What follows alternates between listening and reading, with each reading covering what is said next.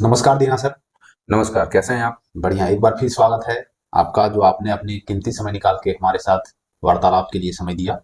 चलिए, आपका भी बहुत-बहुत धन्यवाद क्योंकि आप जिस तरह के काम और चीज़ों को लोगों के सामने लाना चाह रहे हैं, मैं इस पे खुलकर अपना विचार रख रहा हूँ और उम्मीद है कि आपके व्यूअर्स को मेरी ये जो जवाब देने की शैली है या जो कंटेंट मैं बोल पा रहा हूँ, वो पसंद आएगा। जी सर, कुछ दिन पहले झारखंड में एक आंदोलन हुआ अच्छा, हाँ, हाँ। जिसमें झारखंड के बोकारो और धनबाद ओके। डिस्ट्रिक्ट में प्राप्त मान्यताएं भाषा है, हुँ, हुँ। जिस भोजपुरी और मगही को हुँ, हुँ। सरकार द्वारा हुँ, हुँ। समाप्त कर दिया गया। हुँ, हुँ। तो सर, क्या आप इसमें कुछ अपना विचार दे पाएंगे? बिल्कुल। देखिए, ये तो पॉलिटिकल प्रेशर्स होते हैं, है ना? कोई भी सरकार जब आती है तो वो अपनी गद्दी बचाने के लिए, वो अपनी कुर्सी बचाने के लिए, जो सामाजिक तौर पे उठ रहे चीजें होती हैं, जिनसे लगता है कि उनको हानि हो सकता है, वो उसके फेवर में डिसीजन ले आती है। लेकिन सरकार का रोल ये नहीं होना चाहिए। सरकार का तो रोल ये होना चाहिए, सरकार बना है, नियम बनी है, कानून है, तो इसका मतलब तो ये है ना कि सही के साथ सही और गलत के साथ गलत। अगर आप सही कहने का मतलब ये है कि भले 50 लोगों की भीड़ में से 49 लोग एक धारा में बह रहे हैं, एक तरह की बातें कर रहे हैं और उसमें एक आदमी भी कोई खड़ा होकर बोल रहा है कि नहीं, मैं ऐसा नहीं हूं, चाहे मैं ऐसा, मेरे पर इल्जाम लगाया जा रहा है, तो क्या आप 49 की प्रेशर को लेकर के और उस 50वां को सजा दे दीजिएगा क्या? नहीं। फिर कहां गणतंत्र है? लोकतंत्र कहां रह गया फिर? उस 49 को रोक पाइए और उस एक की बात को भी सुनिए, उसको अच्छे से इवेल्युएट कीजिए और अगर उसमें जो जायज है, अगर इस 49 के अगेंस्ट में डिसीजन देना पड़े तो दिया जाए। ये नहीं कि 49 लोगों की टीम है, ये एक वोट बैंक है, ये लोग वोटर्स हमारे नाराज हो जाएंगे, इसलिए एक निर्दोष को सजा दे दीजिए। ये तो कहीं से भी सही नहीं है। अब ये बातें मैं आपको इसलिए समझा रहा हूं कि जिस आंदोलन की आप बात कर रहे हैं और आंदोलन की वजह से जो मगही और भोजपुरी को हटा दिया गया, आप समझिए इसका एक तो बुरा असर पड़ेगा ही, खासकर जो उस समाज के लोग जो रह रहे हैं झारखंड में। और दूसरी बात यह है कि झारखंड में ऐसी कई भाषाएं हैं, ऑफिशियल भाषा के तौर पर अगर आप देखिएगा तो झारखंड की हिंदी है। उसके अलावा कई ऐसे क्षेत्रीय भाषा हैं जिसको झारखंड सरकार ने मान्यताएं दे रखी है। एग्जाम्पल के तौर पे अगर आप ले लीजिए तो उर्दू,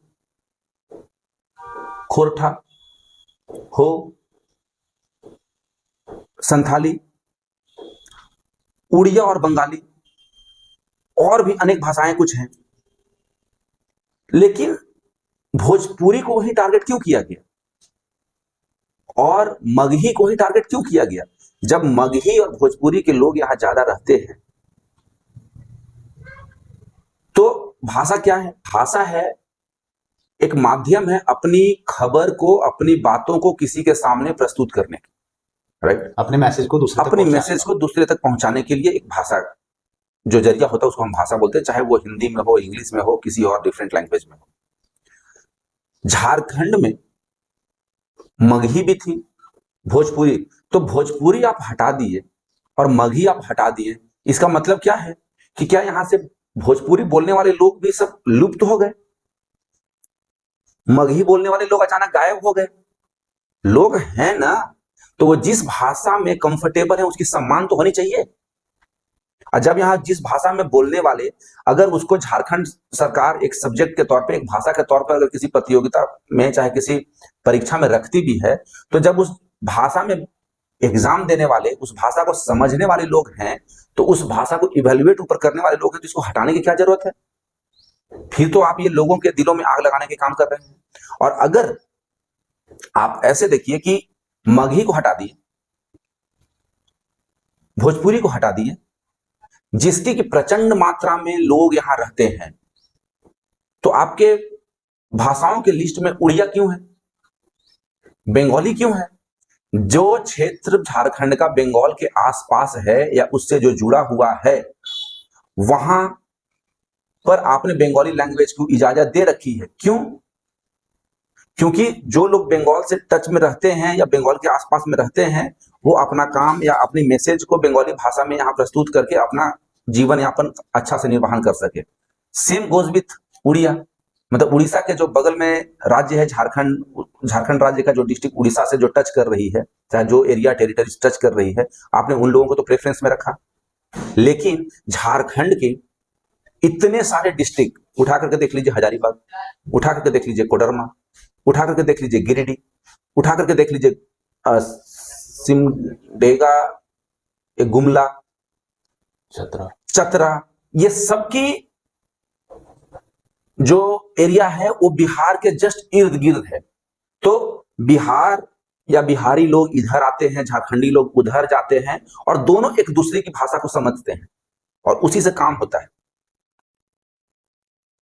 तो आप मगही को क्यों टारगेट किए? आप भोजपुरी को क्यों हटा दिए? मतलब इन लोगों को आप लोग मान ही नहीं रहे हो, राइट? या फिर आप ये दबाव में हटाएं कि कुछ लोग टारगेट कर रहे हैं भोजपुरी को चाहे बिहारियों को, तो चुप करा दो, उनको दे दो, हटा दो, हटा दो, अपना कुर्सी बचा रहे हैं। या तो यहां डर है, और नहीं तो बोलिए कि आपकी सरकार, चाहे जिनकी भी सरकार ये हरकतें कर रही है, वो इन लोगों को टारगेट कर रही है कि हम आप लोगों को यहां नहीं रहने देंगे, नहीं जीने देंगे, नहीं खाने देंगे। बताइए, और कुछ सवाल है तो पूछिए आप। सर आप देखेंगे कि जो ये भाषा का दर्जा समाप्त किया गया है, वो एक भाषा इसलिए दर्जा समाप्त किया गया है, जहां तक मेरी समझ कहती है कि एक कोई झारखंड में कोई भी प्रतियोगिता, जो कंपटीशन एग्जाम होता है, उसमें एक भाषा का पेपर होता है, जिसमें कई भाषाएं होती है जो झारखंड के स्थानीय के हिसाब से यहाँ है। तो और जो भी भाषा भोजपुरी और मगही था, उसको समाप्त कर दिया गया है। तो वहां के, क्योंकि वहां के स्थानीय लोगों द्वारा ये मांग थी और इस मांग को सरकार ने माना है, इसमें क्या गलत है सर? बिल्कुल गलत है ना। देखिए, फिर से मैं वही बात बोल रहा हूं कि अगर जो लोग यहाँ रह रहे हैं वो अगर XYZ भाषा बोल रहे हैं, तो इसमें आपको क्या आपत्ति है? आप भाषा किसी को हटा कैसे सकते हैं, किसी की भाषा को? मुझे बताइए। इसका मतलब तो ये आ गया कि आप ये कहना चाहते हैं कि आप अगर बिहार से हैं, डायरेक्टली आप बोल ही रहे हैं, क्योंकि अगर आप बिहार से हैं तो आपने मगही को और इसको तवज्जो नहीं दिया, भोजपुरी को, और उसको हटा दिया। ठीक है, तो आपका ये कहना है कि अगर आप बिहार से हैं तो हमारे यहाँ रहिए, लेकिन भाषा आपको हमारा सीखना होगा, राइट? जो हमारा खोरठा है, आप खोरठा सीखिए। हाँ, अगर आपको एग्जाम में पास होना है तो खोरठा में देना पड़ेगा। क्यों? जब पेपर और जब काम चल रहा था भोजपुरी में, जब काम चल रहा था मगही में, तो हम खोरठा क्यों सीखे भाई? आप मेरे ऊपर थोपना क्यों चाहते हैं कोई चीज? ये बंटवारा करवाया गया था लोगों का विकास के लिए, लोगों को अच्छा जीवन देने के लिए, या उनको परेशान करने के लिए?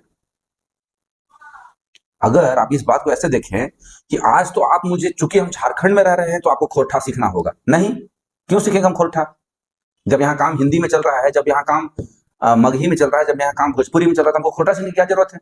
आप एक पेपर ये भी रखिए, वो भी रखिए। उनके जो समर्थक है, चाहे उनके जो लोग हैं, इसमें करेंगे, हमारे जो लोग हैं इसमें करेंगे, काम दोनों में होगा।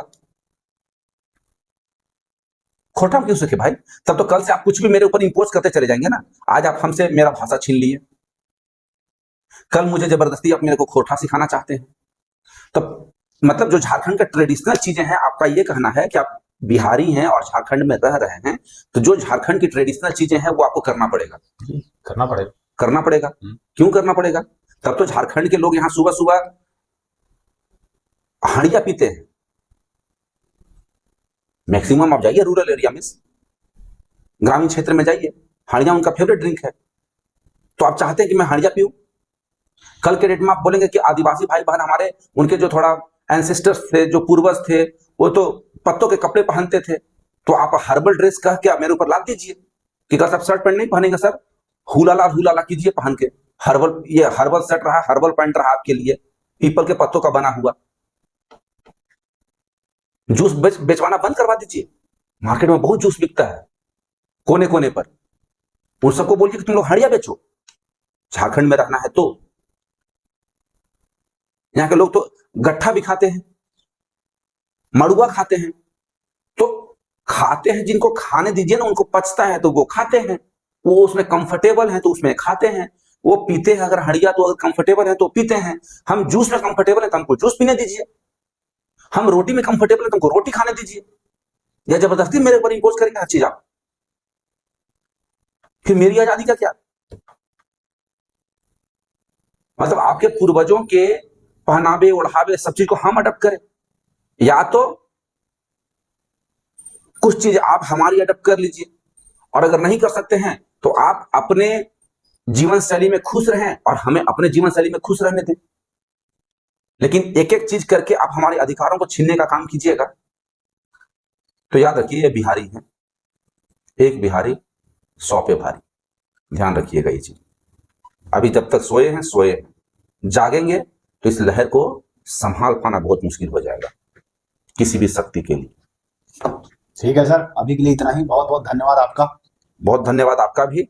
और आप इस तरह का आपके मन में जो जो चीज आता है, चाहे आप लोगों से रिसर्च कीजिए, अगर उनके मन में इस तरह के सवाल उठते हैं तो आप आइए हमारे पास, आपके सारे सवालों का मैं पूरी निष्ठा के साथ, ईमानदारी के साथ जवाब देने की कोशिश करूंगा, जो कि आप दे भी रहे हैं सर, जो कि मैं कोशिश पूरा कर रहा हूं। जी, thank you. Thank you very much, धन्यवाद आपका।